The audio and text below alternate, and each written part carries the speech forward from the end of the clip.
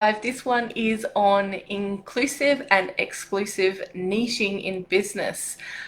So if you are here, thank you so much for being here. If you are joining on the replay, please pop hashtag replay and let me know that you are watching, that you're here joining me. Even though I'm not in real time talking with you, I still am absolutely talking with you. We're still exchanging energy and we're still having a conversation together.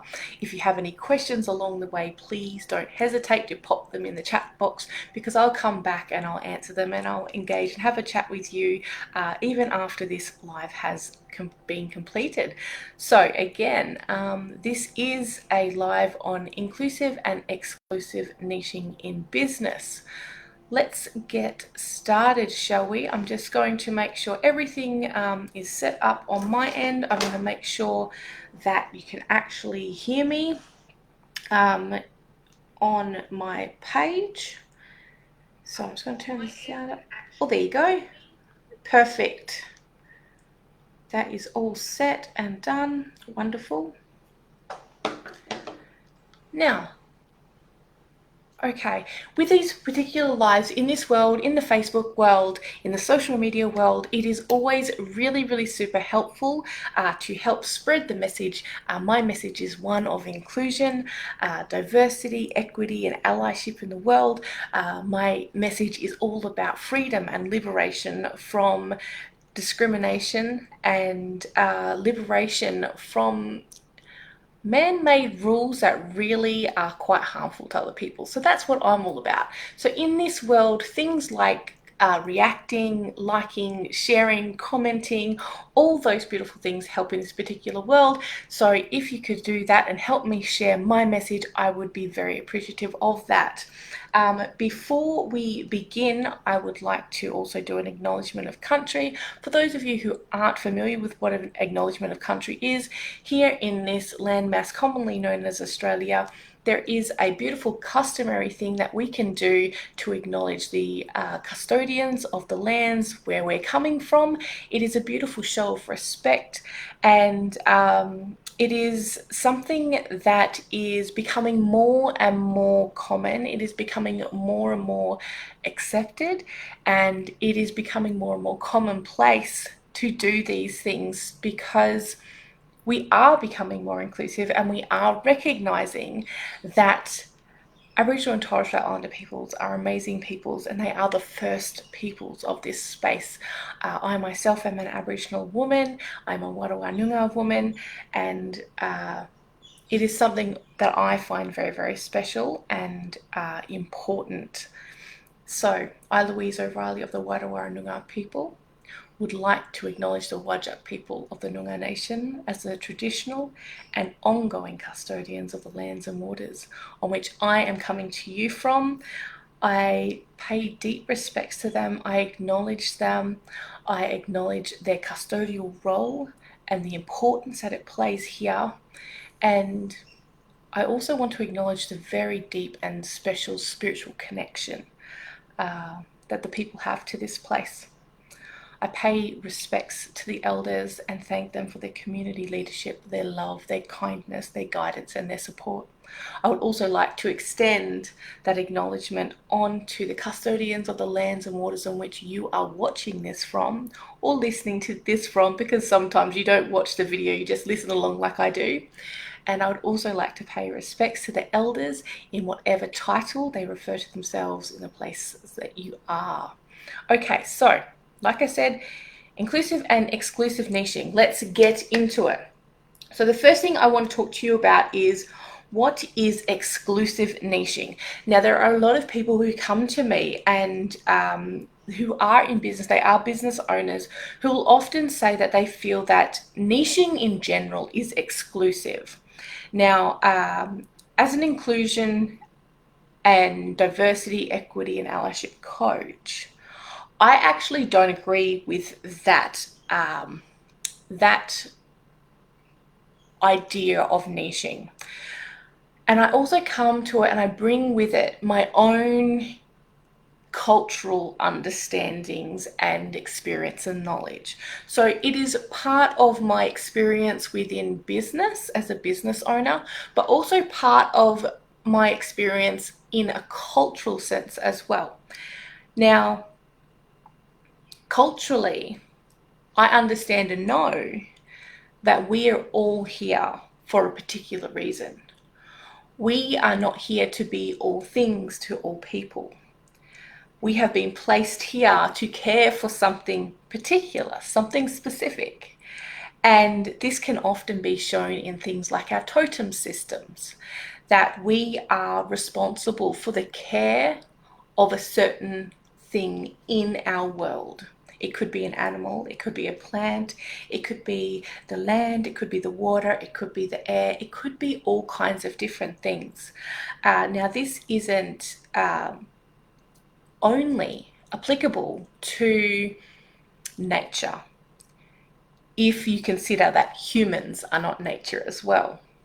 So with niching, it is, to me, an extension of that care that we're here to provide for certain people or certain things. And by us looking at what are we here to do, who are we here to serve, who are we here to help, what skills and gifts have I got, have I been given in this lifetime that can help others? What do I feel a resonance with? What do I feel a calling with? That is your niche. Those are the people you're here to help. When it becomes exclusive is when you are niching in a way that, one, is not in alignment with who you are, because we're all here to be inclusive. It is just our nature to be inclusive. We are taught otherwise. And in this world, we are taught socially to be exclusive. And that exclusion is taught through this thing called the privilege system. That privilege system teaches us all different categories of humans in the ways we identify in the different communities that we're in. And now with those different categories, what this privilege system does, this overarching privilege system does, is it informs us of what the system believes are better humans and lesser humans. And because we're social beings, we learn very quickly that we want to belong. We want to be accepted. And in order to be accepted, we can do two things. Often we will mold and change ourselves in order to fit in with the privilege system. And what that system has decided is the better human, the more supreme human, the ideal human. We will try to mold ourselves in that particular way so that we are more accepted, that we do have a space where we belong. Another way that we do it is also through the treatment of other people. We see that different groups of people are treated very differently in our society. And in order to maintain that level of belonging, that status or that stance within that privileged system, which is a very hierarchical system, we learn to treat people in different ways based on what they look like, how they identify, and a whole bunch of other different categories. And sometimes we will start to behave and treat people in ways that correspond with the expected social treatment of those groups of people. Now, often, because we have learned that since birth, we have learned how to try and fit in. We have learned to mask ourselves, we've learned to mold ourselves, and we've learned how to treat different people. Often it's unconscious, and we behave in a way, we speak in a way that is unconsciously being very prejudiced or biased towards those groups of people. So when it is exclusionary, That's when we have a particular niche that is a niche for no particular reason. And an example of this might be, you might be a business owner and you teach people how to do bookkeeping. Let's just say bookkeeping. But you choose to only work with men. Now, and I'm not saying men, let me rephrase that. You're only saying you work with males, because men and males are actually two different things as well. Men is an identity and male is a physiological categorization, which is not fantastic and is not really quite anatomically correct, but let's not go there today. So you only work with males in this bookkeeping course that you teach.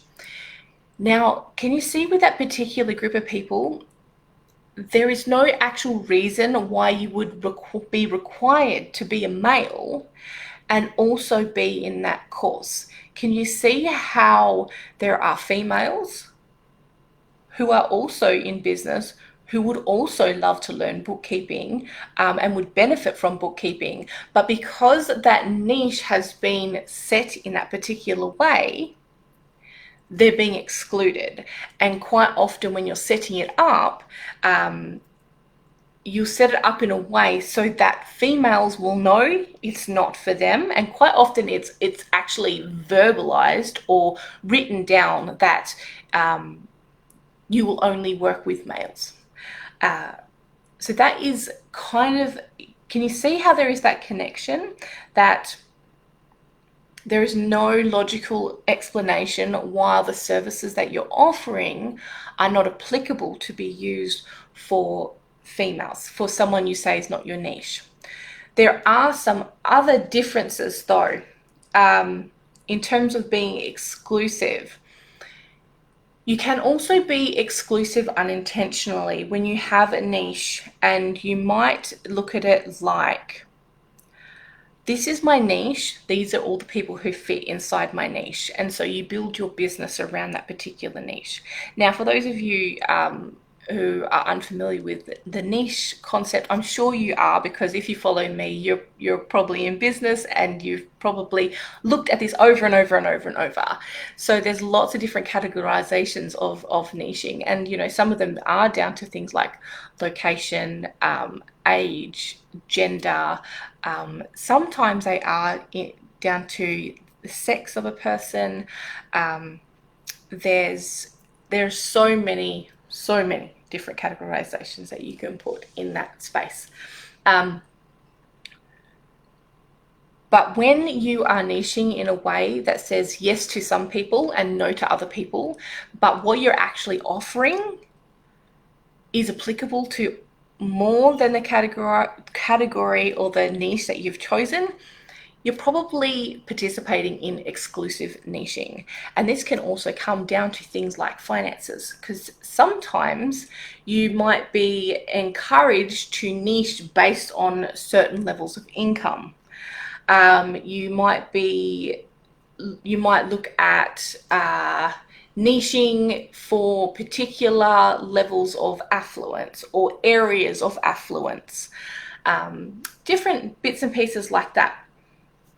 Now, if you have those niches, quite often what will happen is because you know the privilege system so well, you don't actually have to consciously think about it. But when you are building your business, quite often that business will be built on the most privileged people in your niche. So you might look at your niche, and in your mind, if you think about the person who that is, they might be white.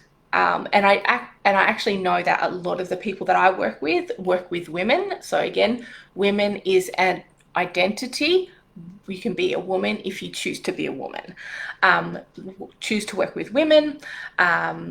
They might be, married. They might have a certain religious background. So you have this, and they're able-bodied. There's all these different categorizations that are the privileged end of all the different privilege spectrums. And so that's what you build your business around, based on, okay, if I serve that person, what would make it easiest for that person? If I serve that person, what is that person asking? If I serve that person, what is that person requiring of me? How do I need to talk? All those kinds of things. Now, what you can do to understand that niche is much wider than what you think. And quite often you're not reaching the most amazing clients you can have, because some of those dream clients that you have, not saying that they're not in the privileged end, they are, but there are people who are your ideal clients who are also in the marginalized section of your niche, which quite often is overlooked. So this is your niche. Hold on, let me get on the screen. This is your niche. Quite often the focus is on this part of your niche and not focusing on that marginalized sector of your niche, that oppressed end of your niche. So we'll talk about that in a little bit, but if you can have a look at that marginalized end and start asking yourself some questions, which I'll share in a minute, you can have access to some really, really amazing humans who will be your dream ideal clients too. Okay, so I hope you've understood exclusive niching. Niching is not inherently exclusive, but it is based on the choices you make within that niche. You get to choose the niche, and they can be exclusionary based on the choices and decisions you make with it. If you have any questions about this, please pop them in the comments. It's always really good if there are people here with me to ask the questions, because then I can answer them on the go. But if you're watching the replay, please put hashtag replay, ask your questions, and we can have a conversation and make sure it's really clear for you about this particular thing. Okay, so the next thing that I want to talk with you about is what is inclusive niching. Okay, so inclusive niching is almost looking at your business, looking at it from kind of like a wider scope. And there are niche categories that quite often business coaches and business gurus will encourage you to use as your niche. A lot of them are very exclusive, but they don't have to be. We can change that. We can still niche and still reach the people and serve the people you're here to serve without using those particular categories. So one category that I see quite often, which can be, it's actually quite a big one that I see a lot, and that is choosing whether you want to work with men or women. And like I said, first of all, that is an identity. Those are identities. You can choose to be a man or you can choose to be a woman. Now, if you're choosing them, first question is, are you seeing manhood or womanhood as being equal to a man is equal to a male and a woman is equal to a female? Because that's not true, straight up. So are you willing to and open to working with people who their gender is non-conforming to what the society is expecting, what the privilege system has said is a rule? That's the first question that you can ask yourself. But in terms of, is your business specifically for females? For instance, if you have a gynecological practice, it is appropriate for your niche to be females. And on the flip end of it, let's look at, okay, well, if your business can serve more than just men or more than just women, have a little bit, but you don't want to make that distinction. one way that I like to do it is to actually look at the energy of things. And how I actually work with my business, I'll give an example, is I don't work with men or women. I work with energy.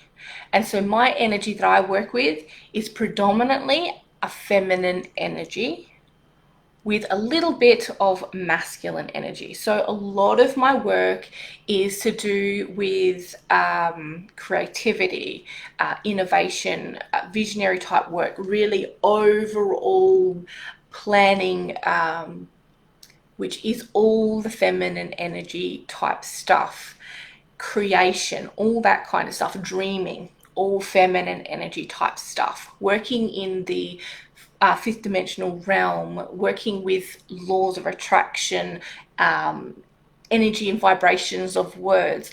That's where I work in. That's where I mostly work in. And then I have a little bit of it, which is that masculine space, which is very action orientated. So it's about the creation side of stuff and the dreaming and the innovation side of things, but then making sure we have a plan in place and we take action with those things and being strategic about how we do things. So that's the masculine energy coming through. So if you love to work predominantly in the feminine energy, and then you love to have that little bit of masculine energy coming through to support that, because both energies are very, very extremely important and are both equal in the manifestation or the fruition of ideas and things like that, then you can work with me. I also work with business owners, because everything I talk about links in with business. And so I can teach you how to do things specific to business and being inclusive in business. And so if you have that niche, again, let's return back to what we were talking about. If you have your niche and we have that scale, here's your niche, and you're looking at that privileged end, what you can start to do is go, okay, there are other privileged systems or categories or isms. So you have things like racism, genderism, sexism, ableism, what else is there? Eurocentrism, educationalism, politics of appearance. There are so many, language bias. There's also, now we're looking at, there isn't a word that I'm comfortable using with it, but looking at neurodivergence and things like that, having a look at that and going, okay, if there's one end of this, the privilege of the system, of the privileged system, one end of those is the privileged end, and that's what my niche is basically built around. That's what my business is basically built around. Let's look at the other end. Let's look at the oppressed end and ask yourself, what do those clients require of me? How can I make myself, my business, more accessible to those clients? How can I create and grow and build my business in a way that's equitable for those people who are in that oppressed end? Is there something that I'm currently doing in my business full journey, business client journey, all the way from the very first point that they meet me or see me or first hear me, all the way through to the offboarding, where the transformation has happened and they are ready to move on? Is there something along there that is making it hard for them to either complete the thing or access the thing, or it's making it hard for them to connect in some way?